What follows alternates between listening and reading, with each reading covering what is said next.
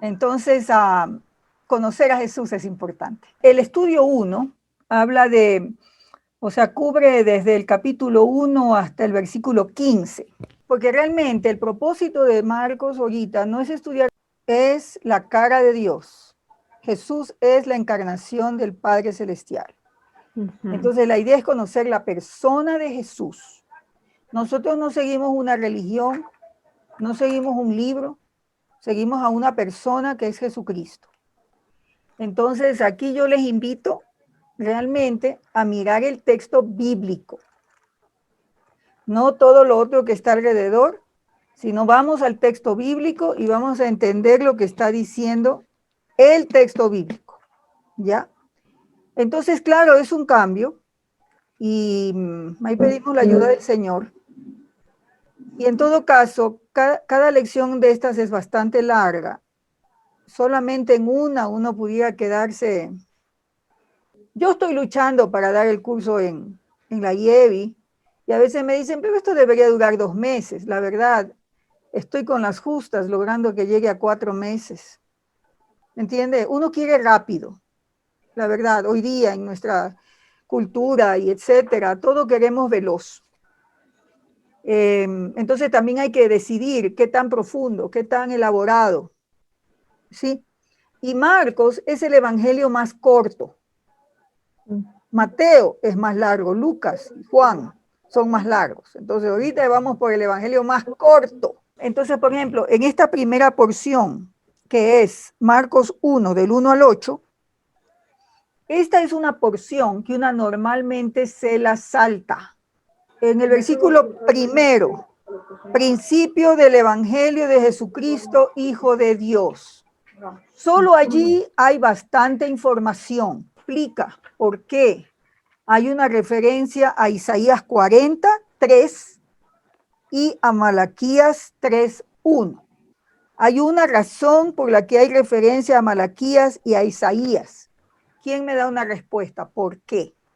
En ese mismo versículo, bueno, en el versículo número 2 de Marcos, Marcos 1, dice que es una profecía dada por el profeta Isaías. Entonces, por eso creo que es la referencia, para que vean el cumplimiento de esa profecía.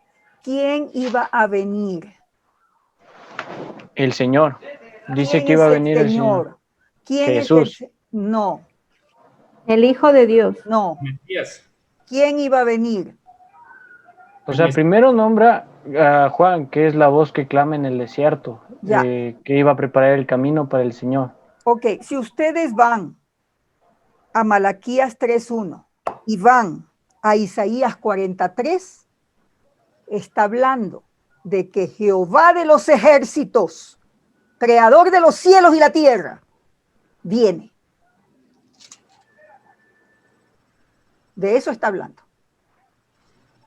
No está hablando de que viene el Mesías. Ya. Y habla, claro, habla de que hay un mensajero. O sea, el que viene antes, ¿no? Mensajero. Mi mensajero. ¿Mensajero de quién? De Jehová de los ejércitos. ¿Me entienden? O sea, la profecía se refiere a que viene este mensajero, pero ¿de quién es el mensajero? De Jehová de los ejércitos, de Dios Todopoderoso, creador de los cielos y la tierra. ¿Ya? Preparad el camino del Señor. Este Señor es Adonai, es Jehová. ¿Ya? Entonces, el anuncio que había en el Antiguo Testamento es de que Jehová regresa a Sión. Dios viene.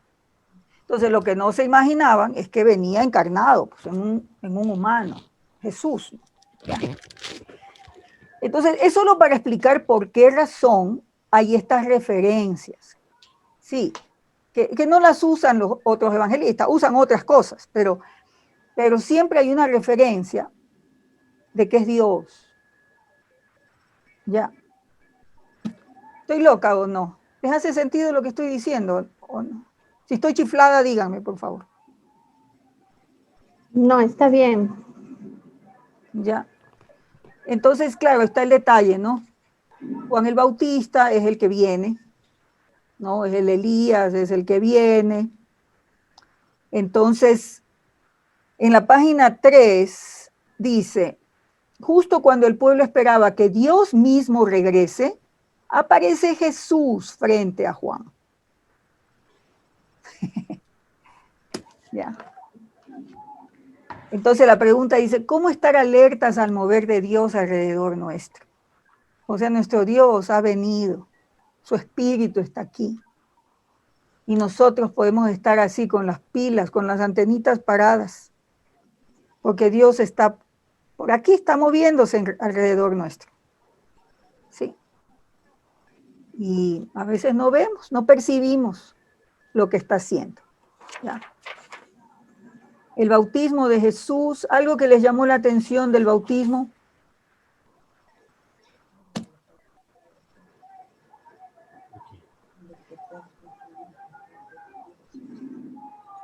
Nada. No, a mí sí, a mí sí, a mí sí. Ya. Esta parte acerca del bautismo, como ya entré en calor. Ya. Entonces, es interesante y la verdad que es una bendición el estar estudiando este evangelio, porque hay algo que a mí me gustó y que yo compartía con Mari y que me encantó ya, y a veces uno ha leído esto y no se ha dado cuenta. Cuando cuando Marcos habla acerca del bautismo y cuando se da el bautismo de Jesús, Venga. me gusta que el escritor nos lleva indirectamente a hacernos dar cuenta que la Trinidad del Padre, del Hijo y del Sí. Espíritu Santo es una cuestión irrefutable. Sí. Porque Ahí están, ¿no? Ahí están, Padre, Hijo y Espíritu Santo.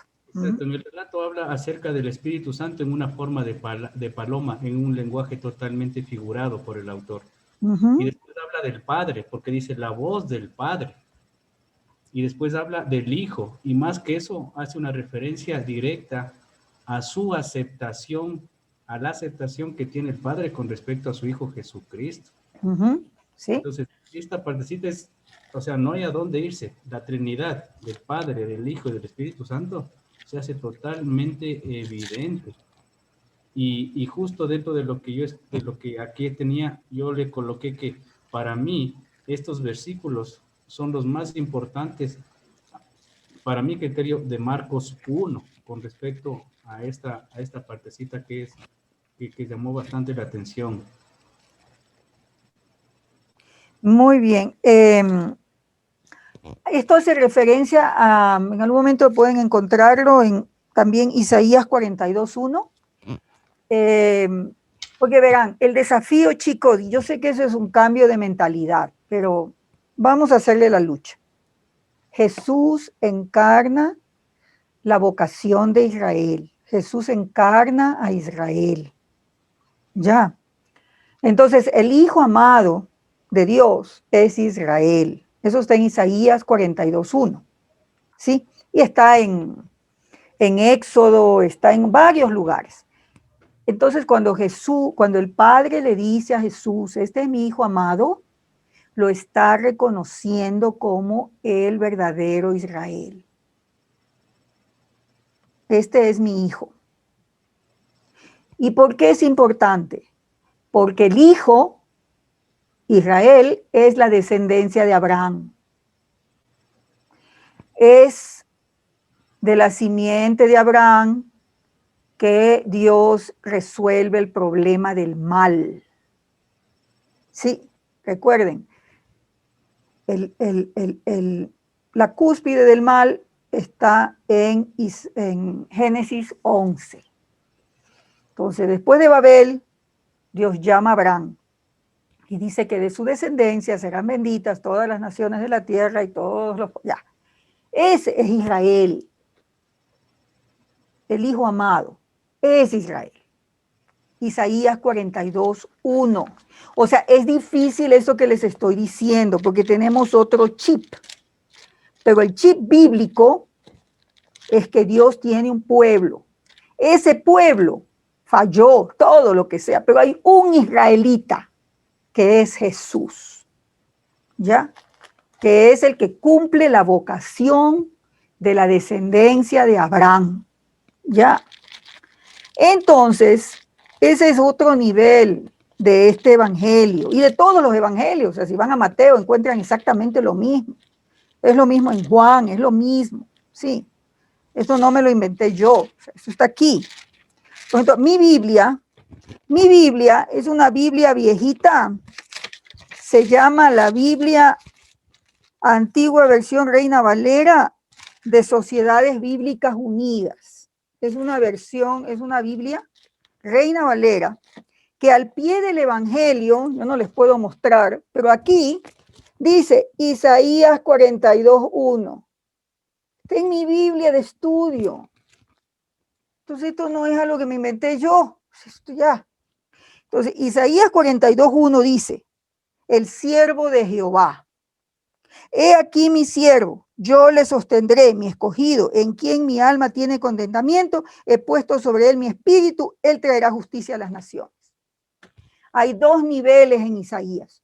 Un nivel es Israel, un nivel es un individuo judío israelita. Ya. Porque en el mundo antiguo, el Mesías representa un pueblo. No es un individuo suelto. Sí, Mesías significa que representa a un pueblo. Ya. Entonces, en el bautizo, no, el padre le dice, este es mi hijo amado. Pero no es eso solamente, es que sale de las aguas, es todo el rollo del mar rojo que está allí. Sí, ese es el significado del bautizo. Y después va al desierto. Sí, va al desierto, igual que Israel, después de que salió del Mar Rojo, fue al desierto. Jesús encarna eso y va al desierto. Ya. Entonces son varios niveles. Entonces nosotros estamos acostumbrados a mirar la cuestión como un individuo y estamos acostumbrados a mirarlo como yo. O sea, yo, lo que a mí me pasa. Sí, pero la cosmovisión bíblica no es así. Ese es el individualismo del siglo XXI, que es ahistórico. ¿Ya? O sea, y como somos gentiles, no nos importa la historia de lo que está en el Antiguo Testamento. ¿Ya? Pero todo está conectado. Eso es lo que les quiero decir. O sea, todo está conectado. Nada es accidental. ¿Sí? Entonces, el desierto es este lugar. O sea, todo lo que ustedes pueden leer ahí, Éxodo, todo lo que le pasó a Israel. Pero Jesús fue tentado, pero no se quedó. Jesús tuvo victoria. Esa es la diferencia. No. Entonces, uno puede hacer los estudios de la tentación de Jesús, todo eso, ¿ya? Que está bien, hay lecciones espirituales en todo eso. Pero Marcos está demostrando a lo largo de todo el Evangelio que Jesús es Jehová, que Jesús es Dios, creador de los cielos y la tierra, que lo mismo que pasó en el Antiguo Testamento, Jesús lo hace delante de los ojos de la gente. Y entonces, ya van a ver más luego cuando los chanchos se tiran por el despeñadero. Es como cuando los egipcios y Faraón fueron tragados por las aguas, ¿no? Y entonces hay un montón de paralelos. En Marcos, esto es más complicado, pero Marcos tiene dos niveles. Uno tiene muchas referencias a Isaías. Y hace referencia en Isaías a los pasajes de Éxodo, de cómo todo el peregrinaje de Israel, su rescate, pero también su liberación. Entonces, hay mucho del Éxodo en Isaías y ese Isaías en Marcos, ¿ya? Entonces, hay libros sobre esto. No me lo estoy inventando yo. O sea, si ustedes van y buscan, hay libros de esto. No están en español, están en inglés, pero hay, ¿ya? Entonces, el mensaje de Jesús, 1:14-15, el mensaje de Jesús. ¿Qué creen ustedes que es el anuncio que hace Jesús? ¿Qué anuncia Jesús? ¿Qué descubrieron? Las buenas noticias. Ya, muy bien. El evangelio del reino de Dios. Muy bien. Excelente. O sea, sí, lo que se tiene aquí anotado es que anuncia las buenas noticias y que se relaciona perfectamente con el reino de Dios. Ajá, es que la buena noticia es que ya vino el rey. Jehová reina, eso lo encontramos en los Salmos. Cuando Jehová reina. Entonces Jesús anuncia, el reino ya está cerca, ya estamos aquí, ya se inaugura, empieza. Entonces eso hay que, o sea, el reino es el tema central también aquí, ¿no?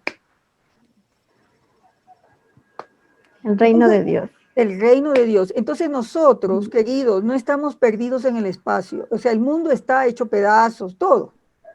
Pero el reino ya vino. O sea, ya se inauguró. Y es como que el reino está en expansión.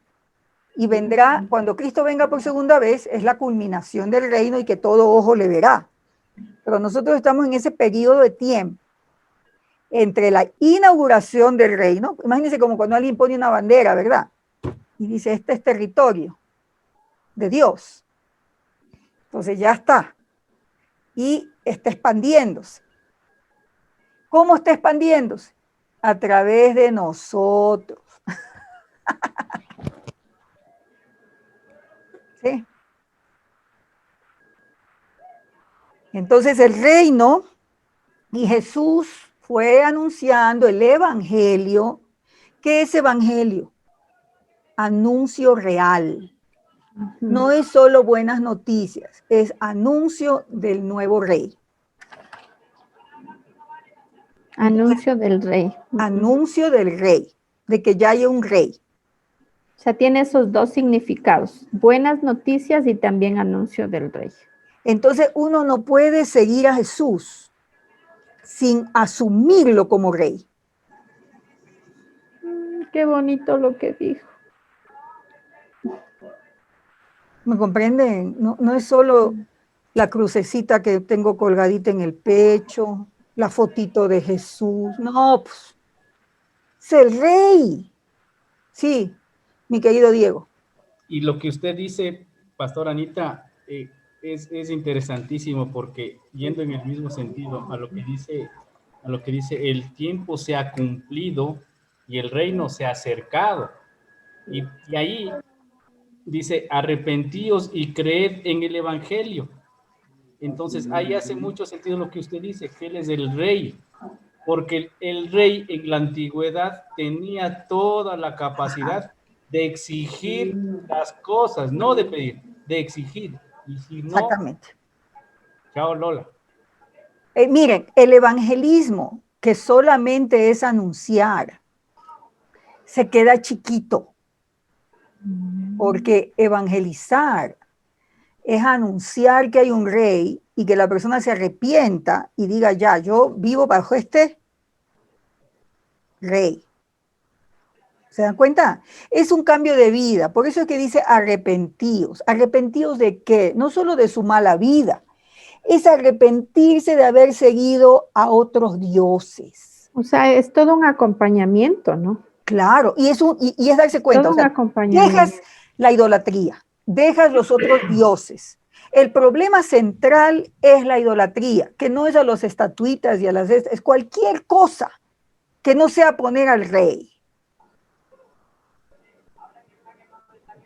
en el centro de mi vida. Entonces el evangelio es revolucionario y subversivo. ¿Ya? ¿Qué les llama la atención, Camila, Kevin, de este tema de aquí, de este inicio del Evangelio de Marcos? Chuta. Hay muchas cosas. No sé, aquí yo creo que Dios nos llama a ponerle como centro de nosotros. ¿Qué más?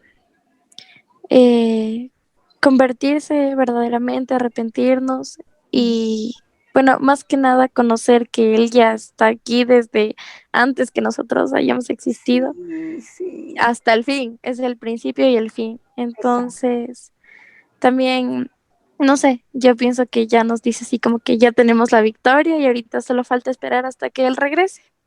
Sí, exacto. Ahora, esperamos, pero no esperamos cruzados los brazos, o sea, esperamos anunciando y viviendo bajo el rey y extendiendo el reino, extendiendo la cancha del reino, que otra gente se meta bajo el reino, ¿me entienden? O sea, que bajo el reino del Señor, ¿no?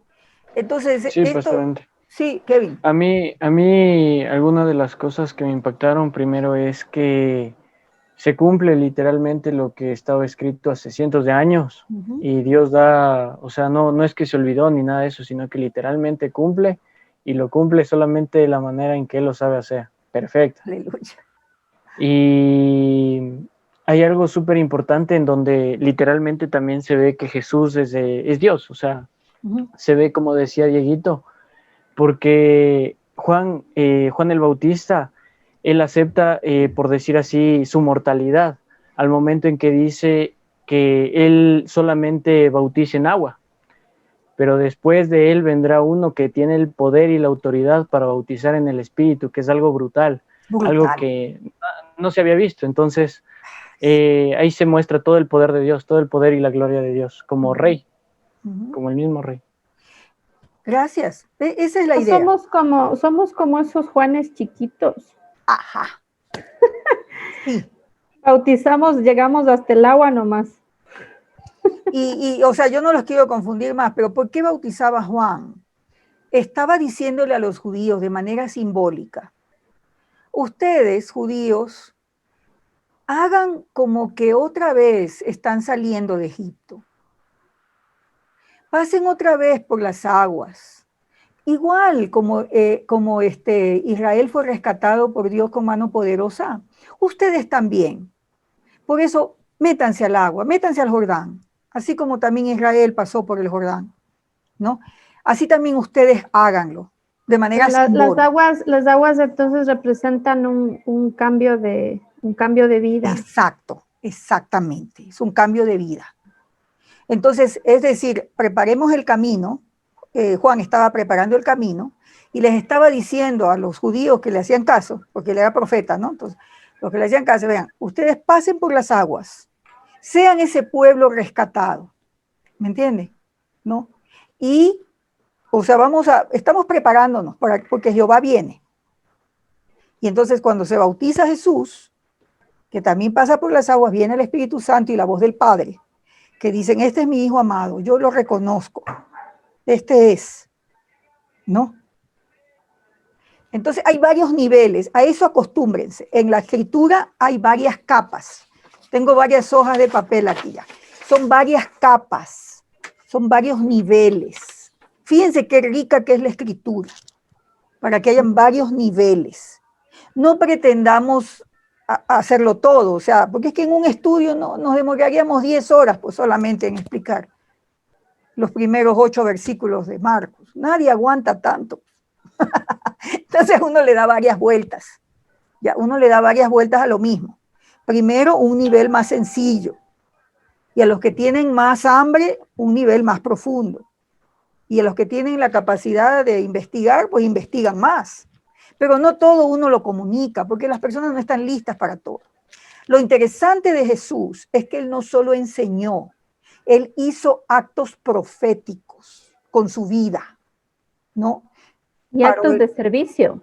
No, actos proféticos. Pero también actos de servicio. También actos de servicio, pero quiero enfatizar actos proféticos.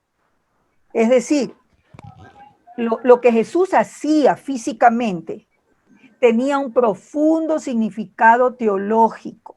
Eso es lo que quiero decir. Ya no era solo sanar la suegra de Pedro.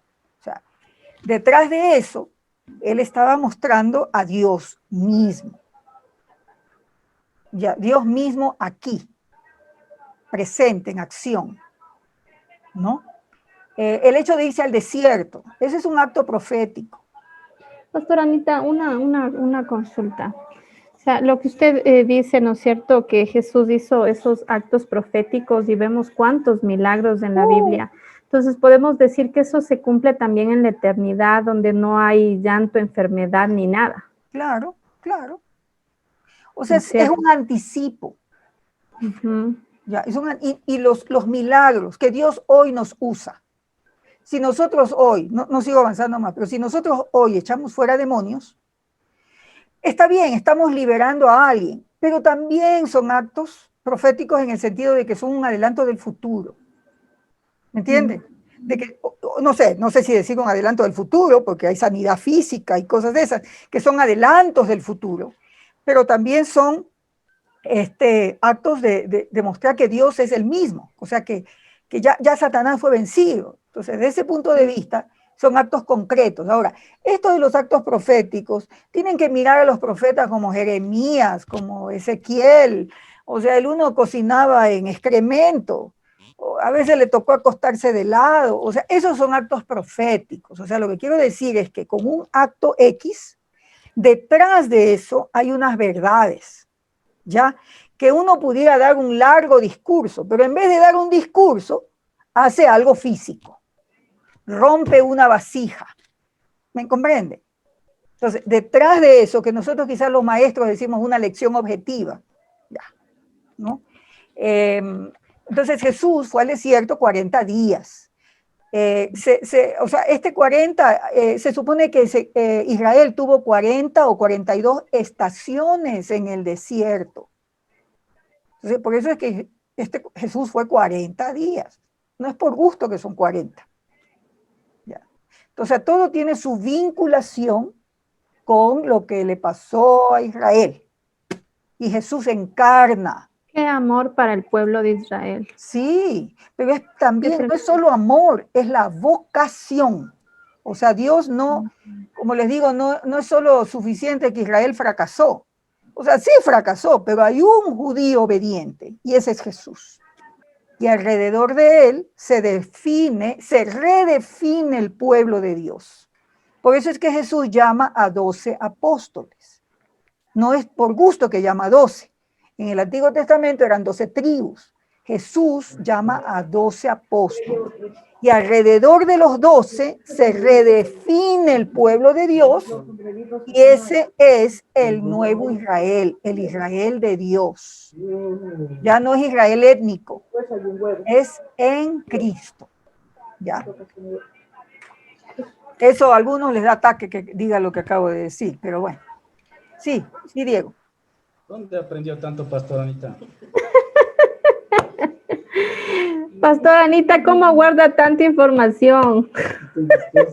La receta. Nada, pues es milagro de Dios y es leer la escritura. Y yo les animo a que su cosmovisión esté alimentada por la escritura. Y nuestra fe es una fe histórica, es una fe de 2000 años, chicos, no es de ayer.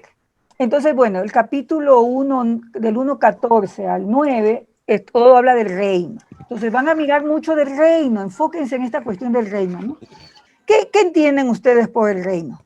Es Dios mismo. Sí, es Dios.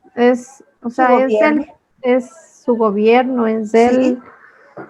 Sí. ¿No? Y Jesús llama, ¿no? Venid en pos de mí. Qué impresionante, ¿no? O sea, para mí ha sido un shock. Esto es seguir a Jesucristo. Ser cristiano es seguir a Jesús. No es seguir a otra gente. Sí, es seguir a Jesús. No es seguir al profeta Isaías. No, es seguir a Jesús. ¿no? Y la gran pregunta que va a aparecer varias veces en Marcos es, ¿con qué autoridad haces esto? O sea, ¿quién eres para hacer esto? Y claro, la respuesta es que la autoridad es la autoridad de Jehová de los ejércitos, de Jehová Dios, esa es la autoridad. Entonces Jesús encarna a Dios Todopoderoso. Entonces, así es como funciona el reino. El reino es en el nombre del Señor hacer lo mismo que hacía Jesús. No con nuestra autoridad, es el Señor en nosotros. Por eso es que decimos en el nombre de Jesús. El estudio 3. Excelente, Marisela. Ahora, nosotros, o sea, así como Jesús encarnó, digamos, Israel, a favor de la humanidad, porque esa era la vocación de Israel, nosotros tenemos que encarnar a Jesús. Ese es el desafío. Nosotros tenemos que seguir a Jesús y encarnar a Jesús.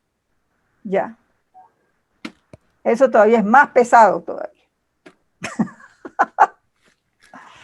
Porque lo que hacemos es tomar la cruz y seguir a Jesús. ¿Pero qué es? Es un camino de sufrimiento. O sea, no digo de sufrimiento, de latigarse, no.